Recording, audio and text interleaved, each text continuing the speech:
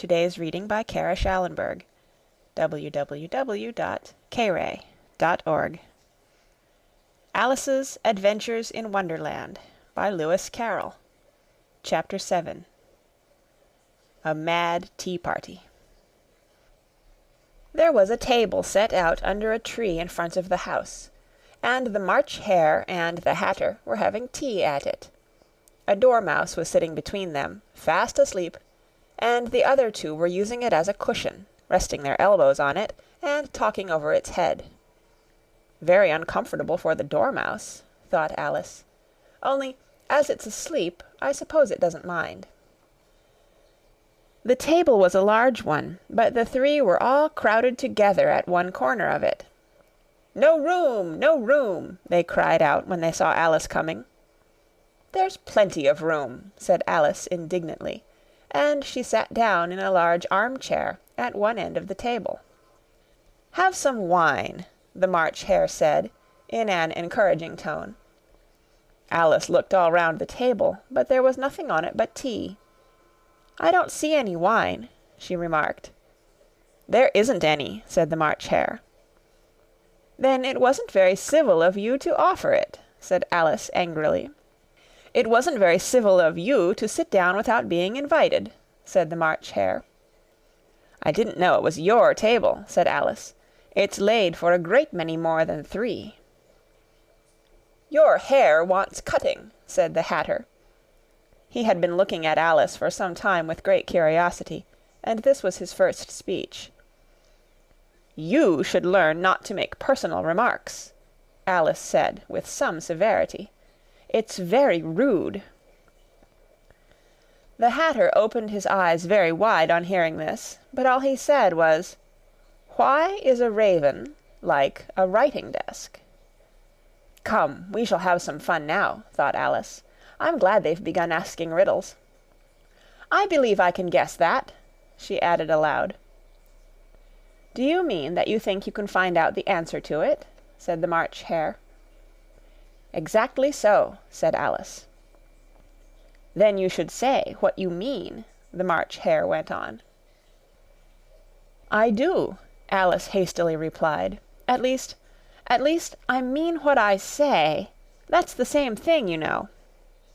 "Not the same thing a bit," said the Hatter. "You might just as well say that 'I see what I eat' is the same thing as 'I eat what I see.'"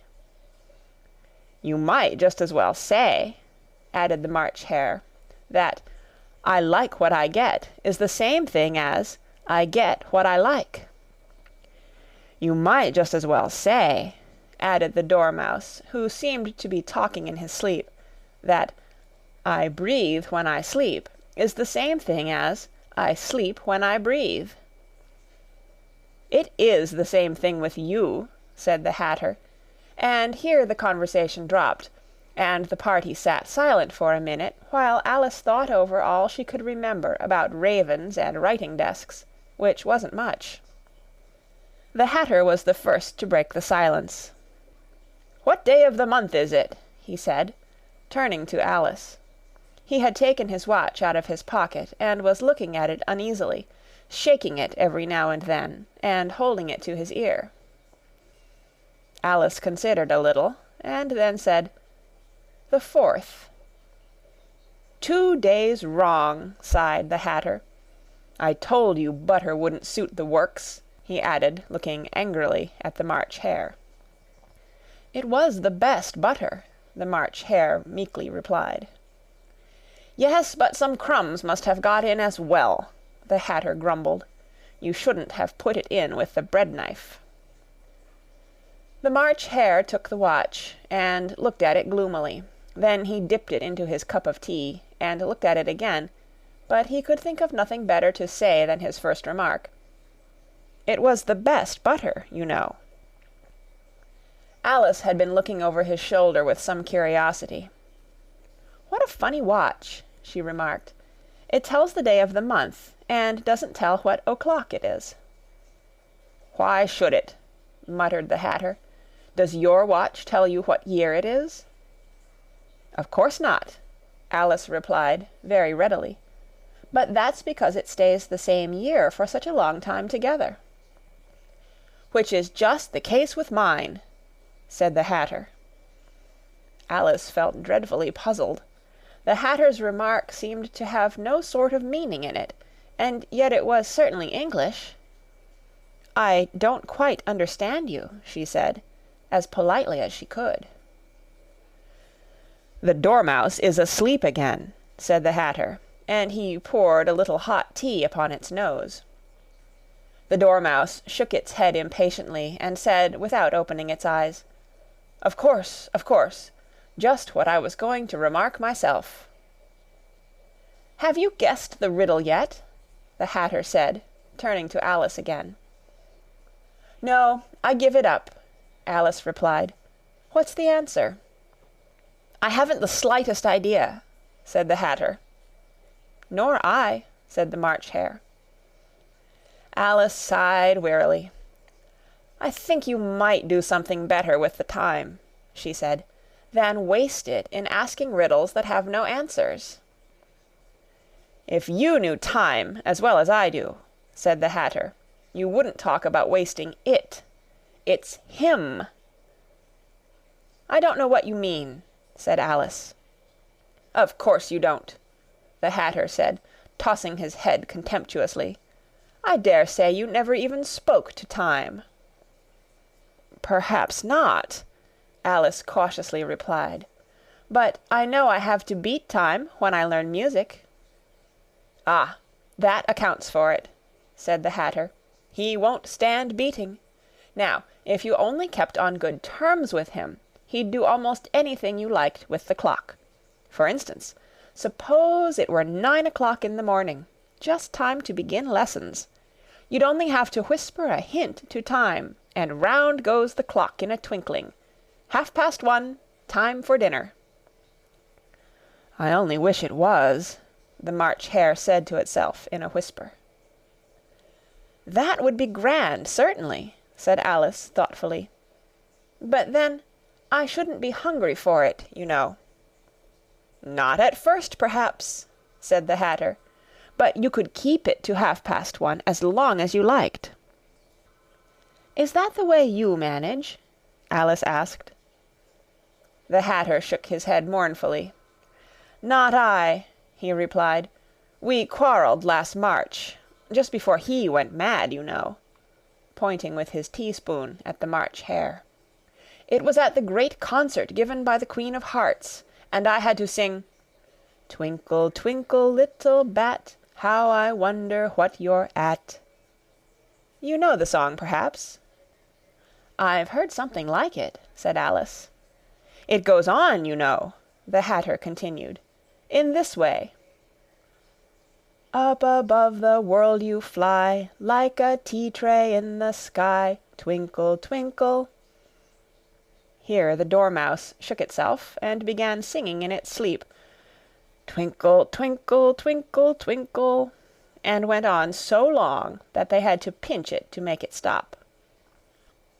"Well, I'd hardly finished the first verse," said the Hatter, "when the Queen jumped up and bawled out, 'He's murdering the time! Off with his head!'" "How dreadfully savage!" exclaimed Alice. "And ever since that," the Hatter went on in a mournful tone, "he won't do a thing I ask. It's always 6 o'clock now."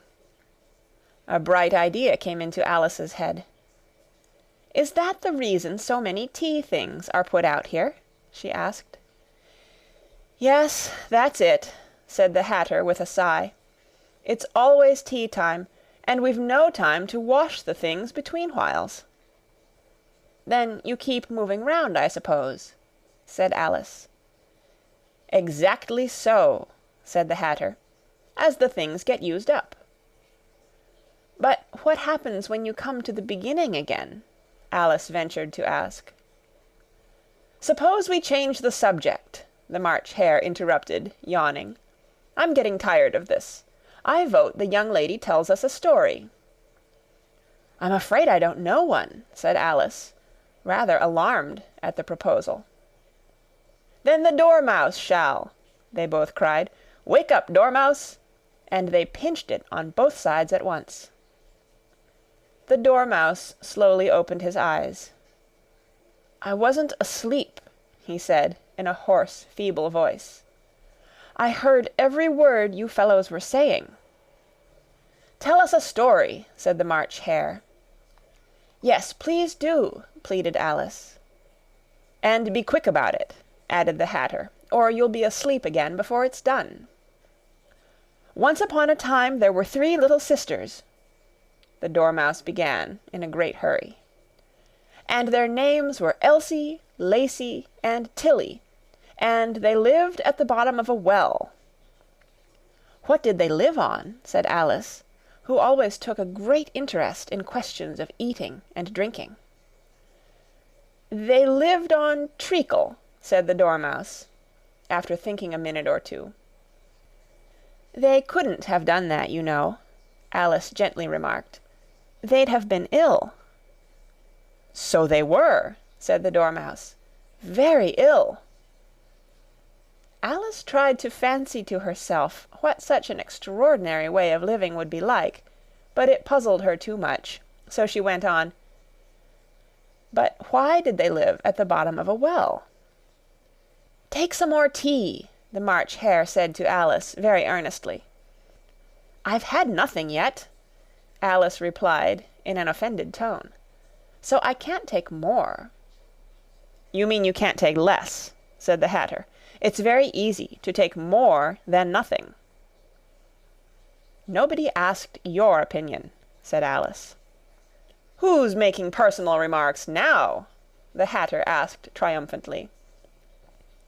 Alice did not quite know what to say to this, so she helped herself to some tea and bread and butter, and then turned to the Dormouse and repeated her question. Why did they live at the bottom of a well? The Dormouse again took a minute or two to think about it, and then said, "It was a treacle well." "There's no such thing," Alice was beginning very angrily, but the Hatter and the March Hare went, "Sh! Sh!" and the Dormouse sulkily remarked, "If you can't be civil, you'd better finish the story for yourself." "No, please go on," Alice said very humbly. "I won't interrupt again. I dare say there may be one." "One indeed," said the Dormouse indignantly. However, he consented to go on. "And so these 3 little sisters, they were learning to draw, you know." "What did they draw?" said Alice, quite forgetting her promise. "Treacle," said the Dormouse, without considering at all this time. "I want a clean cup," interrupted the Hatter. "Let's all move one place on." He moved on as he spoke, and the Dormouse followed him. The March Hare moved into the Dormouse's place, and Alice rather unwillingly took the place of the March Hare.